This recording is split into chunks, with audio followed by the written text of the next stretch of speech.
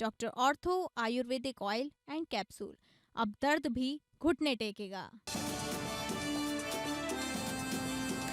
धामी सरकार की अनूठी पहल, भारत दर्शन शैक्षिक भ्रमण की पहल। मेधावी विद्यार्थियों के दल को सीएम धामी ने हरी झंडी दिखाकर किया रवाना।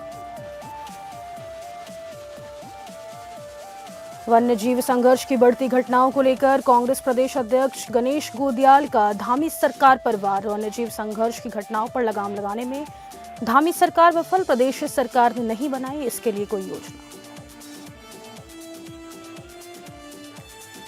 बीजेपी विधायक दिलीप रावत ने दी इस्तीफे की धमकी, कहा जंगली जानवरों के आतंक को नहीं रोका गया तो दे देंगे इस्तीफा। आपदा नुकसान के लिए विशेष पैकेज का उत्तराखंड को अब भी इंतजार, केंद्र ने राज्य सरकार को नहीं किया धनराशि जारी। मोदी सरकार ने धराली हर्षिल आपदा के लिए 1200 करोड़ रुपए देने का किया था ऐलान। और दिव्यांग शिक्षक पर विभागीय शिकंजा, शिक्षा विभाग के 51 शिक्षकों को जारी किए नोटिस, फर्जी तरीके से दिव्यांग प्रमाण पत्र के आधार पर पाई थी नौकरी।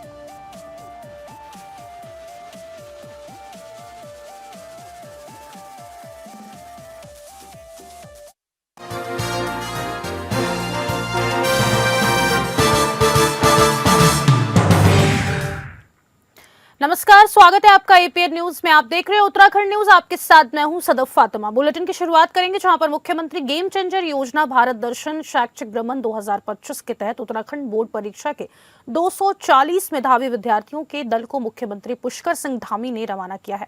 बता दें आपको, भारत दर्शन यात्रा को रवाना करने से पहले कार्यक्रम में बच्चों के बीच पहुंचे मुख्यमंत्री धामी ने मेधावी विद्यार्थियों को संबोधित किया है।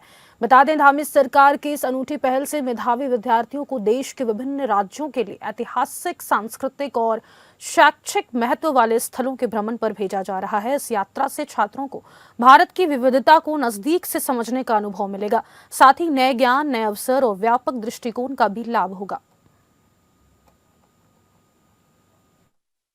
2024 से ये नवाचार का कार्यक्रम हमने शुरू किया है हमारे राज्य के शिक्षा विभाग ने, कि बच्चे शैक्षिक भ्रमण पर जाएंगे और बहुत सारे जो हमारे केंद्र हैं, अंतरिक्ष के स्थान हैं, वैज्ञानिक संस्थान हैं, उन सभी संस्थानों का और अलग अलग राज्यों का, वहाँ के प्रमुख ऐतिहासिक स्थलों का भ्रमण करेंगे। इससे उनको बहुत सीखने को भी मिलेगा, उनका अच्छा एक्सपोजर होगा, अच्छा अनुभव मिलेगा। और चूंकि ये बच्चे सब हमारे मेधावी हैं और अपने अपने क्षेत्रों के टॉपर 240 बच्चे जा रहे हैं, और ये आने वाले समय में हमारे अन्य बच्चों के लिए भी एक रोल मॉडल की तरह, जो बच्चे इनसे छोटी क्लासों में हैं, कि ऐसे भ्रमण पर जाकर ये अपने अनुभव बताएंगे, अपने संस्मरण बताएंगे, जो इन्होंने सीखा है वो बताएंगे, तो भी प्रेरित होकर अच्छी पढ़ाई लिखाई के लिए प्रेरित होंगे, जीवन में और अच्छा करने के लिए आगे आएंगे। मैं इन सभी बच्चों को बहुत शुभकामनाएं देता हूं, बधाई देता हूं कि इनका ये भ्रमण निश्चित रूप से इनके जीवन को बहुत आगे ले जाने का काम करेगा, जीवन की नई ऊंचाइयों पर पहुंचाने का काम करेगा। 11 दिसंबर को पीआरडी जवानों के स्थापना दिवस के मौके पर उनके लिए एक अच्छी खबर है। बता दें, दरअसल धामी सरकार ने अब बीमार होने पर यदि पीआरडी जवान अस्पताल में भर्ती रहता है तो 6 महीने तक उसका मानदेय नहीं रोका जाएगा। सचिवालय में आयोजित स्थापना दिवस की तैयारी समीक्षा बैठक में विभाग के मंत्री रेखा आर्या ने अधिकारियों को उसके निर्देश दिए हैं। बैठक के बाद मंत्री रेखा आर्या ने कहा है कि पीआरडी जवान यदि बीमार है और अस्पताल में भर्ती रहता है तो अब 6 महीने तक उसका मानदेय नहीं रोका जाएगा। वहीं विभाग पीआरडी जवानों की सभी जायज मांगों पर सहानुभूति पूर्वक विचार कर रहा है। पीआरडी जवानों को मिलने वाली सहायता राशि में इजाफा करने और बीमार होने की दिशा में मानदेय नियमित रूप से देने के निर्देश जारी किए गए।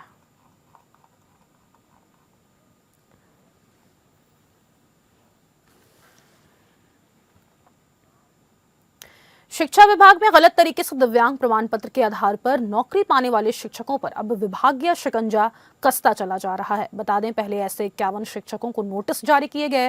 वहीं अब शिक्षा मंत्री डॉक्टर धन सिंह रावत ने ऐसे सभी शिक्षकों का ब्यौरा सार्वजनिक करने के आदेश विभाग को जारी किए हैं।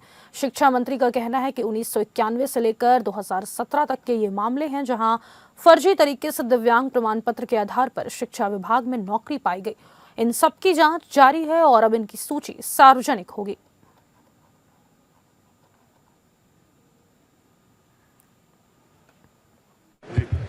देखिए, सच बात यह है कि ये 1991 से लेकर 2017 तक के केस हैं और एक दिव्यांग टीचर ही, कुछ टीचर जो है कोर्ट गए थे और उनने कहा कि साहब ये सर्टिफिकेट इनके गलत बने हैं। तो मैंने तुरंत, जैसे मैं शिक्षा मंत्री बना, मैंने उसके जांच के आदेश दिए और आपने देखा होगा कि कई जो है उसमें सर्टिफिकेट जो है गलत पाए गए और उसमें से कई टीचर रिटायर्ड भी हो चुके हैं। अब यह है कि अगर जो जो गलत पाए गए हैं उनको एक बार सुनवाई का मौका दिया गया है और अगर वो गलत पाए गए होंगे तो उनके खिलाफ कार्रवाई जरूर।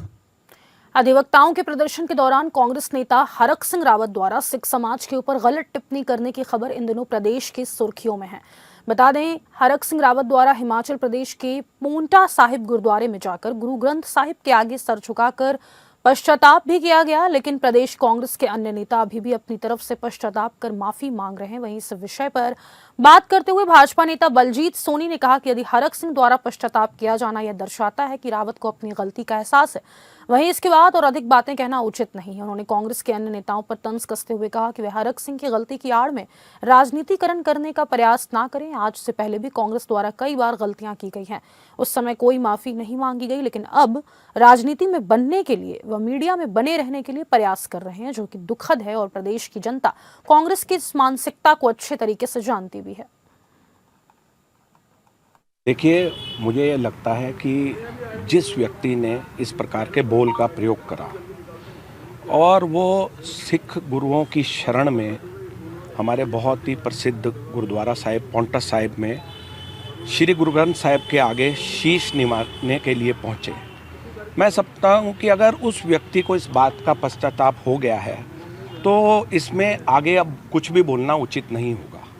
दूसरी तरफ मैं कांग्रेस के नेताओं से ये भी कहना चाहता हूँ कि आप इस पर क्यों राजनीति करने का श्रेय ले रहे हैं। जिस व्यक्ति ने अगर गलती करी है और उस व्यक्ति ने जाकर के माफ़ी मांग ली या उस व्यक्ति को अपनी गलती का एहसास हुआ या उसे पश्चाताप है, तो बाकी सारे कांग्रेस के नेता इस बात का श्रेय लेने का प्रयास क्यों कर रहे हैं। कोई कह रहा है मैं जूते साफ करने जाऊंगा, कोई कह रहा है मैं लंगर की सेवा करूंगा। आज से पहले भी कांग्रेस के लोगों से बहुत सारी गलतियां हुई हैं, उस समय तो सब नेताओं ने जाकर के माफ़ी नहीं मांगी। सिर्फ राजनीति में और खबरों में बनने के लिए कांग्रेस के नेता इस प्रकार का प्रयास कर रहे हैं, जो कि बहुत ही दुखद है। उत्तराखंड की जनता पढ़ी लिखी जनता है, इन ढकोसलों को बहुत अच्छे से समझती है। उत्तराखंड में बढ़ते मानव वन्यजीव संघर्ष की घटनाओं पर रोक लगाने के लिए ठोस कदम उठाए जाने की अब कांग्रेस ने मांग कर दी है। बता दें कि कांग्रेस के प्रदेश अध्यक्ष गणेश गोदियाल ने कहा है कि जब तक सरकार की ओर से इसके लिए दीर्घकालिक योजना नहीं बनाई जाएगी, तब तक इस तरह की घटनाएं सामने आती रहेंगी। उन्होंने यह भी कहा है कि काफी समय से कांग्रेस की ओर से सरकार को इसके लिए सुझाव और सलाह दिए जा रहे हैं कि लोगों के जीवन को बचाने के लिए सरकार ऐसी रणनीति तैयार करे जिससे इस तरह की घटनाओं की पुनरावृत्ति न होने पाए। उन्होंने इस बात को लेकर सत्ताधारी दल के नेताओं की ओर से संसद में भी मुद्दे उठाए जाने पर कहा कि जो बात हम पहले कहते रहे हैं उन सबको अब संसद में बीजेपी के नेता उठा रहे हैं। सरकार को सिर्फ और सिर्फ इस प्रदेश में अपने हितों की चिंता है, वापस अपनी राजनीति में कैसे दोबारा जीतना है इसकी चिंता है। और उसके लिए वो कर क्या रहे हैं, उनको जंगली जानवर और मनुष्य के बीच संघर्ष होने से जो मानव जीवन को नुकसान हो रहा है उसकी चिंता नहीं है और उसके लिए कोई काम नहीं कर रहे हैं। काम क्या कर रहे हैं, डेमोग्राफी चेंज हो गई। सरकार के एजेंडे में ये हो कि आपदा से नुकसान जो हो जाता है उसकी भरपाई कैसे किया जाए, ये सरकार के एजेंडे में हो। सरकार के एजेंडे में ये हो कि हम शिक्षा व्यवस्था को कैसे दुरुस्त कर पाएँ। सरकार के एजेंडे में हो कि हम बेरोजगारी को कैसे ठीक कर सकें। सरकार के एजेंडे में हो कि हम लोक सेवा आयोग की परीक्षाएँ जो लगातार स्थगित करनी पड़ रही हैं उसको कैसे रोक सकें कि वो स्थगित न करनी पड़े। सरकार के एजेंडे में ये हो कि पेपर लीक ना हो। तो ये सब जो बातें सरकार के एजेंडे में होनी चाहिए वो सरकार के एजेंडे में हो। फजूल की बातें सरकार अपने एजेंडे से खारिज करे। कांग्रेस में कार्यकारिणी को लेकर उठ रही चर्चाओं पर अब विराम लगाते हुए पीसीसी अध्यक्ष गणेश गोदियाल ने स्पष्ट कर दिया है कि प्रदेश कांग्रेस कमेटी जल्द ही नई कार्यकारिणी की घोषणा करेगी। उन्होंने कहा कि कार्यकारिणी को लेकर जानबूझकर भ्रम की माहौल बनाया जा रहा है, जबकि सच यह है कि पार्टी की पहले से गठित कार्यकारिणी अभी भी प्रभावी है और उसी को वैध माना जा रहा है। गणेश गोदियाल का कहना है कि जैसे ही नई कार्यकारिणी का गठन पूरा होगा उसे आधिकारिक मान्यता दे दी जाएगी। उन्होंने कहा कि कुछ लोग लोग यह प्रचारित कर रहे हैं कि कांग्रेस में कार्यकारिणी घोषित ही नहीं है, लेकिन यह पूरी तरह गलत है। पूर्व की कार्यकारिणी अभी भी काम कर रही है और आगे जब नई कार्यकारिणी बनेगी तब उसे औपचारिक स्वीकृति प्रदान की जाएगी। ये जो लोगों के बीच एक भ्रम है कि पहले कार्यकारिणी थी ही नहीं, ऐसा नहीं है। कार्यकारिणी नई नहीं बनी थी, लेकिन जो पुरानी कार्यकारिणी थी वो एग्जिस्ट करती थी। जब मैं अध्यक्ष बना तो उस समय भी कार्यकारिणी एग्जिस्ट करती थी। ठीक है, प्रीतम सिंह जी भी कांग्रेस के नेता हैं। प्रीतम सिंह जी के समय में जो कार्यकारिणी बनी वो कार्यकारिणी अब तक चली, अब तक वही चल रही है। तो ऐसा नहीं है कि प्रदेश में कोई कार्यकारिणी है ही नहीं, कार्यकारिणी है। जो कार्यकारिणी पहले बनी थी वो एग्जिस्ट करती है। जब नई कार्यकारिणी बनेगी तो तब वो नई प्रक्रिया शुरू होगी। लेकिन ये कहा जाना कि कार्यकारिणी नहीं थी, ये मैं समझता हूँ कि पार्टी के प्रति ज्यादती है। इसको मैं सभी से निवेदन करना चाहता हूँ कि प्रदेश में कांग्रेस की कार्यकारिणी एग्जिस्ट करती है और उसको जो अभी है उसी को कार्यकारिणी माना जाना चाहिए। जब नई कार्यकारिणी बनेगी तब नई की बात होगी। लेकिन क्या होगा। और पौड़ी जनपद की लैंसडाउन सीट से भाजपा विधायक दिलीप रावत के द्वारा जंगली जानवरों के आतंक को लेकर बड़ा बयान दे दिया गया है। बता दें आपको कि भाजपा विधायक दिलीप रावत का कहना है कि यदि उनके क्षेत्र में जंगली जानवरों के आतंक को नहीं रोका गया तो ऐसे में वो विधायक पद से अपना इस्तीफा दे देंगे। हालांकि कई लोग उनके बयान को राजनीतिक बयान करार दे रहे हैं, लेकिन उत्तराखंड में पिछले कुछ समय से जंगली जानवरों के हमले में कई लोग जान गंवा चुके हैं। इसको बड़े गंभीरता के साथ लेना चाहिए, क्योंकि पहाड़ में यही नहीं, कोई कोना ऐसा नहीं है उत्तराखंड का, पहाड़ का क्षेत्र कोई ऐसा कोना नहीं है जहां गुलदार का आतंक नहीं है, जहां भालू का आतंक नहीं है, और जो फुटपे हैं हमारे वहां हाथियों का आतंक है। तो इस तरह से कैसे पहाड़ के लोग जीवन यापन करेंगे, निश्चित रूप से बहुत दुर्भाग्यपूर्ण है। और मैंने कहा भी है कि अगर इसमें तुरंत उसको मारने का आदेश नहीं होंगे और इसको या तो पिंजड़े नहीं लगाएंगे तो निश्चित रूप से मुझे मजबूर होकर इस्तीफा देना पड़ेगा। उत्तराखंड राज्य में अगस्त और सितंबर महीने में आई आपदा के चलते करीब 5,000 करोड़ रुपए से अधिक के इंफ्रास्ट्रक्चर को नुकसान हुआ था। उस दौरान उत्तराखंड आए प्रधानमंत्री मोदी ने उत्तराखंड को तात्कालिक राहत पैकेज के रूप में 1,200 करोड़ रुपए देने की घोषणा की थी, लेकिन अभी राज्य सरकार को धन जारी नहीं किया गया है। दरअसल इस धनराशि को लेने के लिए उत्तराखंड आपदा प्रबंधन विभाग की ओर से पोस्ट डिजास्टर नीड असेसमेंट भी कराया गया, जिसकी रिपोर्ट अभी तक तैयार नहीं हो पाई है। मॉनसून के दौरान 5 अगस्त को धराली हर्षिल में आई आपदा के बाद आपदा आने का सिलसिला शुरू हुआ था। इसके बाद भारी बारिश के चलते उत्तरकाशी के साथ ही चमोली, रुद्रप्रयाग, उधम सिंह नगर और देहरादून में भी आपदा के हालात बने। प्रदेश के तमाम हिस्सों में आई आपदा के बाद आपदा प्रबंधन विभाग की ओर से नुकसान का आकलन किया गया। साथ ही विभाग की ओर से 5,702.15 करोड़ रुपए का मेमोरेंडम तैयार भारत सरकार को भेजा गया था। उसी दौरान उत्तराखंड दौरे पर आए पीएम नरेंद्र मोदी ने उत्तराखंड को तात्कालिक राहत पैकेज के रूप में 1,200 करोड़ रुपए देने की घोषणा की थी। अभी तक पीडीएनए की रिपोर्ट तैयार नहीं हो पाई है।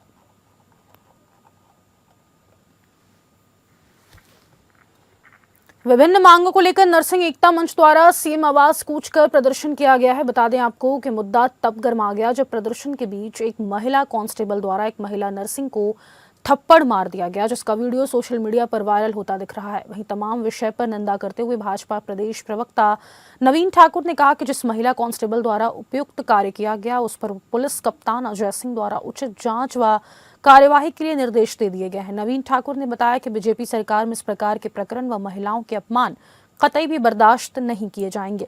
मुख्यमंत्री धामी द्वारा भी इस विषय की कड़ी निंदा की गई है। साथ ही पुलिस को सख्त निर्देश भी दिए जाएंगे कि भविष्य में भी इस प्रकार महिलाओं का अपमान फिर कभी ना हो।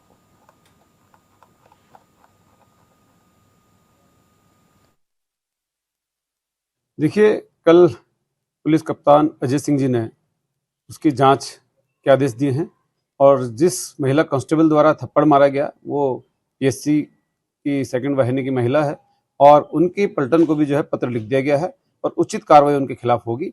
और उत्तराखंड में इस प्रकार की घटनाएं जो है भाजपा सरकार में कम से कम बर्दाश्त नहीं होंगी और महिलाओं का अपमान भाजपा सरकार कहीं से कहीं तक भी सहन नहीं करेगी। माननीय मुख्यमंत्री जी ने भी कड़ी निंदा की है और भारतीय जनता पार्टी भी इस तरह के व्यवहार की कड़ी निंदा करती है और भविष्य में भी जो है पुलिस को इस प्रकार के निर्देश दिए जाएंगे। कम से कम मात्र शक्ति के साथ इस प्रकार की अभद्रता बिल्कुल न हो।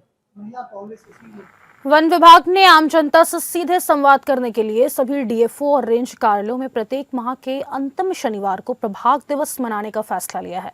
बता दें आपको कि जिसके प्रमुख वन संरक्षक कार्यालय से आदेश भी जारी कर दिए गए हैं। प्रमुख वन संरक्षक उत्तराखंड आर.के. मिश्र का कहना है कि प्रभाग दिवस का मकसद आम जनता से सीधा जुड़ना है। कई बातें और सुझाव ऐसे होते हैं जो विभाग तक नहीं पहुंच पाते, लेकिन प्रभाग दिवस के माध्यम से आम जनता से विभाग का सीधा संवाद होगा, जहां कई बातें निकलकर सामने आ सकती हैं। फॉरेस्ट एक ऐसा सेक्टर है, बिना पीपल कोऑपरेशन हो ही नहीं सकता, और हम लोगों को और नज़दीक लाना चाहते हैं वन विभाग का, एक अच्छा शुरुआत करेंगे। तो मेरा मानना है कि प्रत्येक हमारे जो DFOs हैं, प्रभागीय वनाधिकारी, उन्होंने महीने में एक दिन, मैं उसको तय करूंगा आज या कल तक, एक दिन वो प्रभागीय दिवस मनाएंगे, जिसको फॉरेस्ट डिवीजन डे कह सकते हैं या हिंदी में जैसे प्रभाग का दिवस। उसी दिन सारे रेंज अफसर भी अपना अपना रेंज में करेंगे और इसके लिए प्रचार प्रसार भी किया जाएगा कि जिसको जो भी फॉरेस्ट वन विभाग से अपेक्षा है, शिकायत है, तो हमको एक बहुत अच्छा फीडबैक मिल जाएगा कुछ महीने में, এবং उसी को ही हमारा परिपाटी में हमने इसको सम्मिलित करना चाहेंगे कि हमने लोगों को भलाई के लिए वन विभाग का कार्यप्रणाली को कैसे हमने और अच्छा बना दें। नैनीताल जनपद के ओखलकांडा ब्लॉक के खनसियों क्षेत्र में वाइल्ड लाइफ क्राइम और चरस तस्करी की सूचना पर गई एसटीएफ टीम पर बदमाशों ने फायरिंग कर दी है। इस घटना में एसटीएफ के सिपाही भूपेंद्र मरतोलिया और टीम के एक मुखबिर घायल हो गए। दोनों को तत्काल उपचार के लिए हल्द्वानी के निजी अस्पताल में भर्ती कराया गया है। गंभीर रूप से घायल सिपाही भूपेंद्र मरतोलिया की देर रात सर्जरी की गई, जो सफल रही है। डॉक्टरों के अनुसार उनकी हालत पहले से बेहतर बताई जा रही है।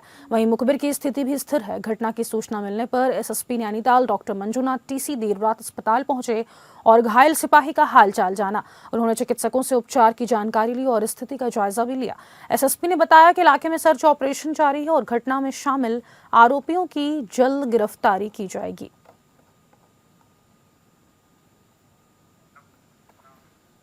और फिलहाल के लिए उत्तराखंड न्यूज में बस इतना ही। मुझे दीजिए इजाजत। नमस्कार।